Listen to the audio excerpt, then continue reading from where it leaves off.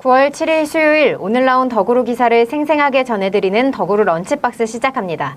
네, 오늘도 더구루 편집국 수석 에디터 김병용 기자 모시고 이야기 들어보도록 하겠습니다. 안녕하세요. 네, 안녕하세요. 네, 오늘은 역시나 태조 이방원 중 2를 맡고 있는 2차 전지 그 얘기를 해볼 건데요. 더구로는 뭐 태조 이방원의 최적합한 매체인 것 같습니다. 네, 그렇죠. 일단 이 얘기 앞서서 좀 오늘 나온 기사들 중에서 고환율 얘기가 있었어요. 근데 이제 고환율 수혜주로 현대차가 지금 부각이 되고 있다. 현대차, 기아. 그래서 외국인이 지금 14거래일째 계속 매수를 하고 있다. 이러한 기사가 나왔더라고요.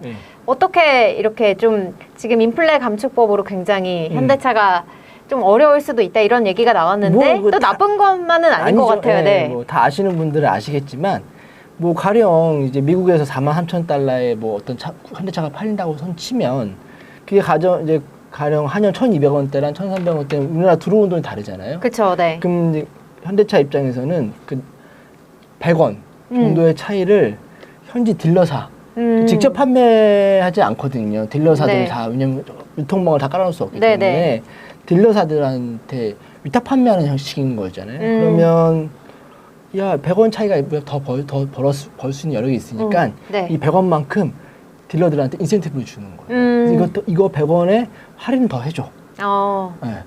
그러니까 환차익에 따라서 조금 더 많은 이익을 가져올 수 있는 구조로 판매량이 늘 수 있죠.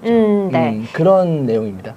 네, 그리고 또 지금 정부도 사실 인플레 감축법 때문에 조금 약간 항의를 하러 미국에 갔잖아요. 뭐 이미 좀 늦은 것 같습니다. 제가 봤을 때는. 아무튼 추이를 지켜봐야 될 것 같고요. 이제 이렇게 해서 전기차가 점유율이 계속해서 높아지고 있고 또 영업이익도 증가를 하고 있는데 이제 오늘 관련 내용도 사실 이 전기차, 배터리와 관련된 내용이고 이렇게 해서 계속 영업이익이 늘어나면 좋겠지만 막상 또 이 완성차 업체들은 그 원재료 부담 때문에 사실은 또 굉장히 골머리를 앓고 있다고 하는데요. 제가 그 자료를 하나 준비를 해왔습니다. 같이 자료를 보시면은 방금 전에 말씀드렸듯이 이제 원재료 값이 상승하고 있다 이런 내용인데 이게 YTN 사이언스에서 다큐로 나왔던 내용이에요. 그래서 보시면은 리튬, 뭐 코발트, 리튬은 정말 폭등을 했고, 그리고 지금 뭐 니켈도 뭐 하이니켈 배터리에서 니켈을 많이 함유를 한다 해서 니켈도 많이 상승했고, 알루미늄 같은 경우에도 지금 스천성 봉쇄로 인해서 계속 증가를 하고 있다. 이렇게 해서 전체적으로 배터리에 들어가는 원재료 값이 상승을 하고 부른 게 값입니다. 사실. 상승하고 있어서 좀 이렇게 고민이 많이 될 것 같아요. 그래서 또 나오는 게 이제 이 배터리를 어떻게 좀 잘 활용을 할 것이냐, 또 거기에 초점이 많이 맞춰질 것 같은데요. 그 얼마 전에 저희가 또 방송에서 그 폐배터리 업체인 성일하이텍 얘기를 했었죠. 그리고 그 이후에도 사실은 주가가 굉장히 많이 급등을 하이텍이요? 했어요. 그리고 마찬가지로 이제 그 같은 업종, 뭐 세비캠이나 이런 업체들도 같이 많이 상승을 했거든요. 좋으시겠어요? 그 얘기는 나중에 하는 걸로 하고. 그래서 이제 폐배터리 업체들이 계속해서 이렇게 각광을 받을 것 같은데 일단은 폐배터리 같은 경우에는 이 연도별로 이제 아무래도 전기차로 전환율이 늘어나면서 이 연도별로 이제 폐배터리 배출량도 점점 늘어날 거 아니에요. 그래서 이제 수요도 당연히 증가를 할 것이고 또 방금 보셨듯이 이제 원재료 값이 상승을 하기 때문에 이러한 이유들로 해서 이제 폐배터리 사업이 좀 블루오션이 되고 있는 거죠. 이미 많은 분들이 투자를 하고 있고 아주 각광받는 산업이 된 거죠. 그래서 오늘 저희도 이제 이 단독 기사를 가지고 왔는데 같이 보시면은 기아가 이제 폐배터리 시장에 진출한다 이러한 내용입니다. 같이 자세히 기사를 한번 살펴보시면은요. 이 기아가 600조 폐배터리 시장에 출사표를 던졌다 해서 독일의 스타트업 앙코르와 맞손을 잡았다는 내용인데요. 조금 더 자세히 보시면은 이제 기아가 독일 스타트업 앙코르와 손을 잡고 600조 원 시장 규모의 폐배터리 사업에 나선다고 하는데요. 일반적으로 배터리 생산 기업이 폐배터리 재활용 업체에 대한 직접 투자를 한 협업이 대부분이었다면 많죠.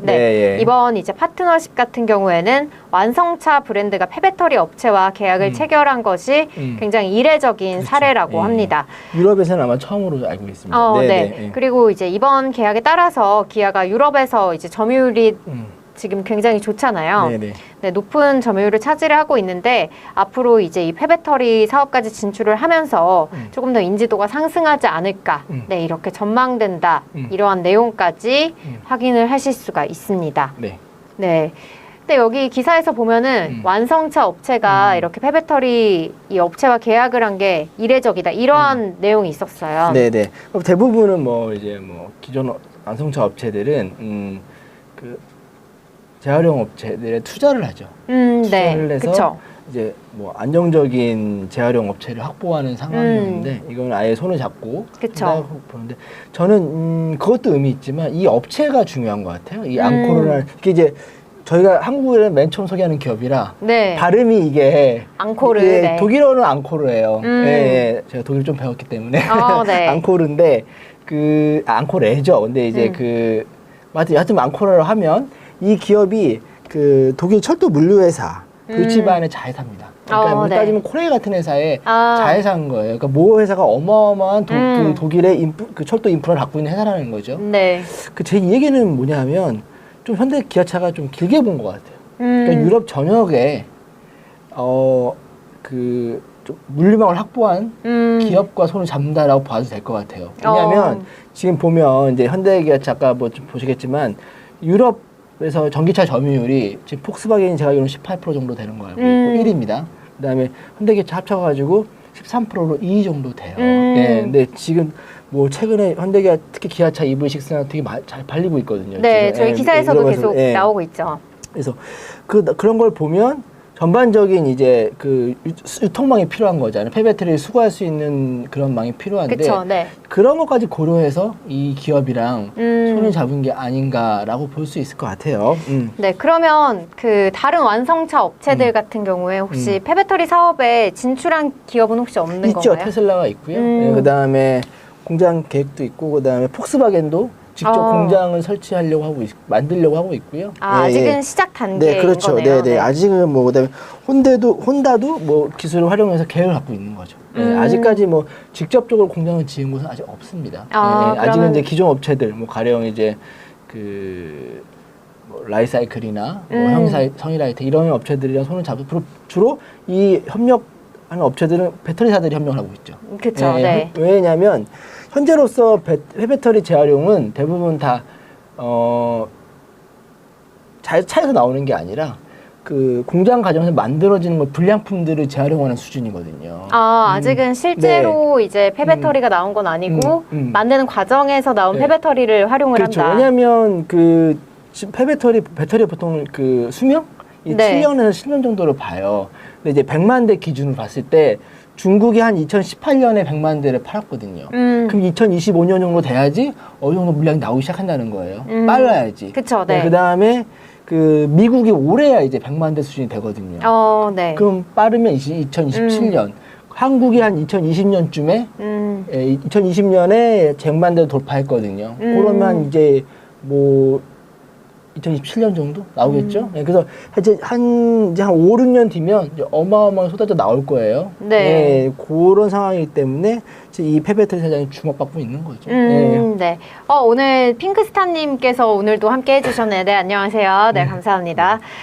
네, 그리고 이제 또 기사에서 보시면은 한번 다시 기사로 돌아가 보면은 이 기아 폐배터리 사업 준비가 이미 시작이 돼 있었다. 그래서 베를린 유럽 에너지 포럼 캠퍼스에서 선보인 에너지 저장 장치가 대표적이다. 이러한 문구가 또 있습니다. 그래서 이 폐배터리 사업에 이미 조금 발을 들이고는 그렇죠. 있었다. 이렇게 확인을 해볼 수가 있는데요.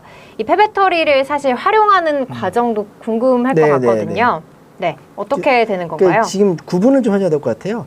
그러니까 영어로 리유즈와 리사이클. 그러니까 이 자동차에 들어가는 배터리는 굉장히 좋은 배터리예요. 소위 말하는 고용량 배터리입니다. 그쵸. 네. 근데 저희도 핸드폰 쓰다 보면 1년 지나면 배터리 금방 닳잖아요. 충전 완충했는데 네. 예전에는 뭐 하루 갔던 게 그쵸. 반나절 가고 또 빨리 충전도 안 되는 거 사실 같고. 핸드폰 망가져서 바꾸는 경우는 별로 없어요. 네. 특히 저도 애플 쭉 쓰고 있는데 저도 뭐 이렇게 뭐 술 먹고 깨먹은 적은 있어도 망가져가지고 네. 배터리 그 스마트폰을 바꾼 적은 없습니다. 대부분 다 배터리가 용량이 줄어서 이제 하거든요.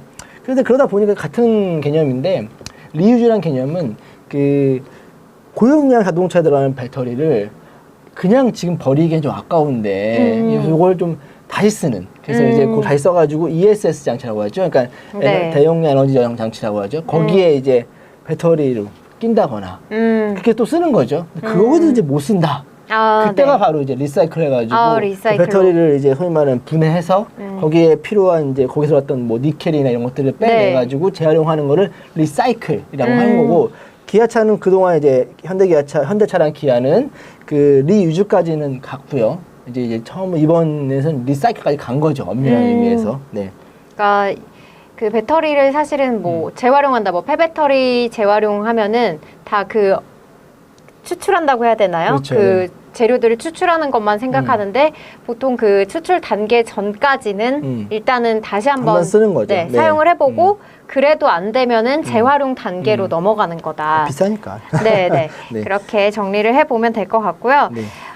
그렇게 이제 폐배터리 시장이 점점 커지고는 있는데, 방금 전에 말씀하셨듯이 이제 배터리를 조금 더 쓸 수 있는지 그렇죠, 아니면은 더 이상 쓸 수 없는지 이러한 기준이 좀 있어야 될 것 같은데, 지금 우리나라 같은 경우에는 사실 이러한 기준이 딱히 없다고 그렇죠. 합니다. 네. 아직, 예. 그래서 우리나라에서 지금 나오고 있는 배터리들은 사실상 방치 수준이라고. 아, 나온 거는? 네, 네. 그래서 제가 또 이제 이거와 관련해서 좀 기사를 하나 가지고 왔는데요. 보시면은 이제 방금 전까지 말씀드렸듯이 폐배터리에 대한 특별한 이런 뭐 규정이라든지 그런 게 없어서 방치되는 수준이었는데 이제는 폐배터리 규제를 조금 바꾸겠다. 그렇죠. 네.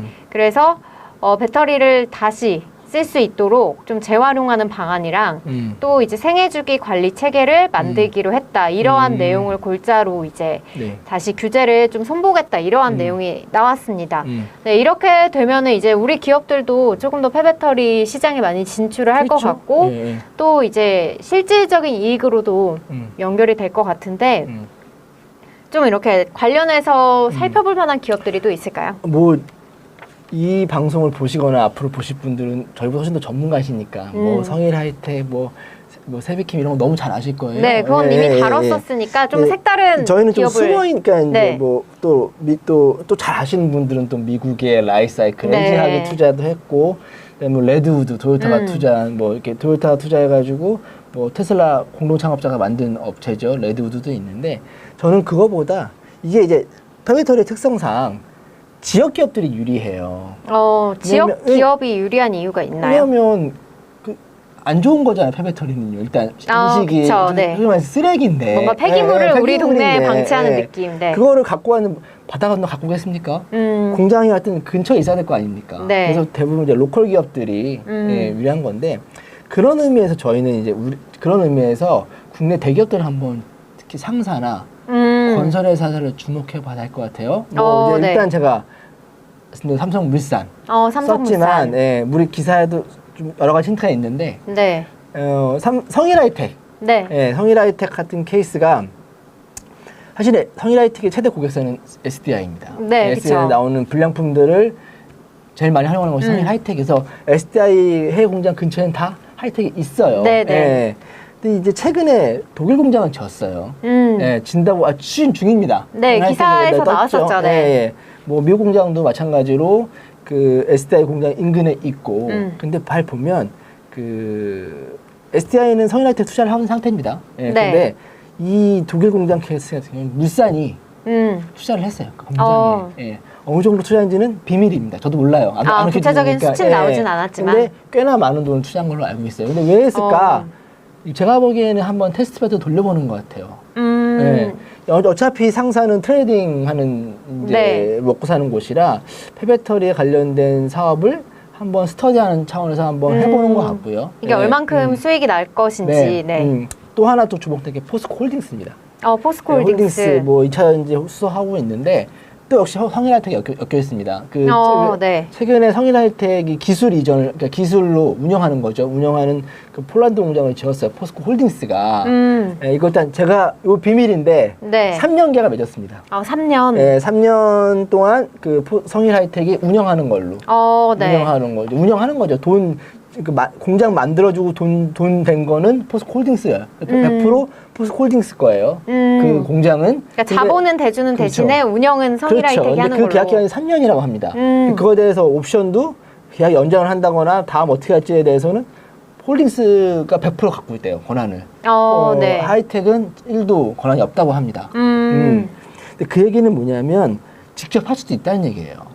그러면 한번 성일하이텍으로 운영을 해본 다음에 이게 그렇죠. 괜찮은 것 그건 같으면 우리 회사가 직접 해볼 수 해보겠다. 있는 거고 아니면 또 다른 형태일 수 있고 또 하나는 이제 SK 에코플랜트라고 하죠. 옛날에 건설에 뭐 최근에 뭐 테스라는 기업도 인수를 했고 테스라는 뭐 소위 말하는 폐배터리 전문은 아니고 뭐 여러 가지 그 이제 폐가전 그냥 일반 폐기물 업체 EST 그러니까 이 가전 관련된 전자자전 관련된 그런 제품들을 재활용하는 업체인데 그것도 있고 또 최근에 또 그 폐배터리 재활용 업체도 하나 또 지금 투자를 했죠. 그래서 SK 에코도 굉장히 폐배터리 사업에 진심으로 하고 있다, 준비를 하고 있다. SK 차원에서 제가 알기로는 꽤나 관심 있는 사업 중에 하나를 알고 있습니다.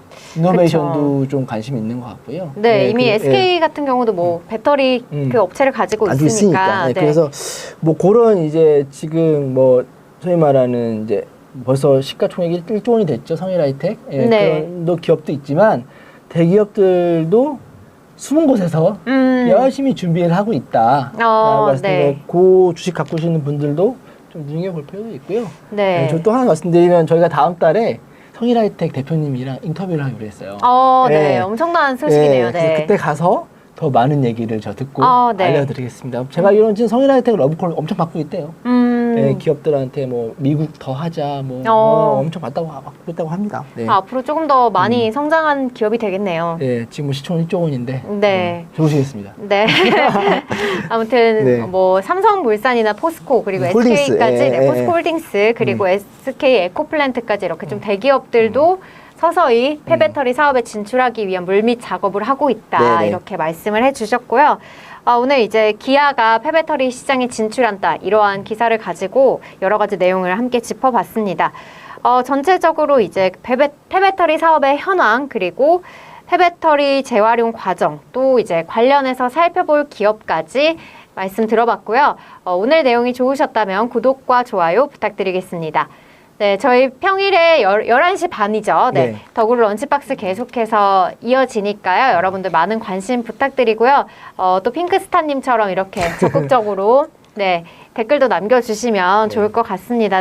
핑크스타님이 행복 가득한 추석 명절 되시라고 하는데, 핑크스타님도 즐거운 연휴 되시고요. 저희 내일은 이제 9시에. 좀 일찍. 저 12시 퇴근이라. 일찍 방송을 할 예정이니까 또 알찬 정보를 얻어가시고 싶으신 분들은 9시에 알림 설정 해두시고 9시에 들어오시면 좋을 것 같습니다.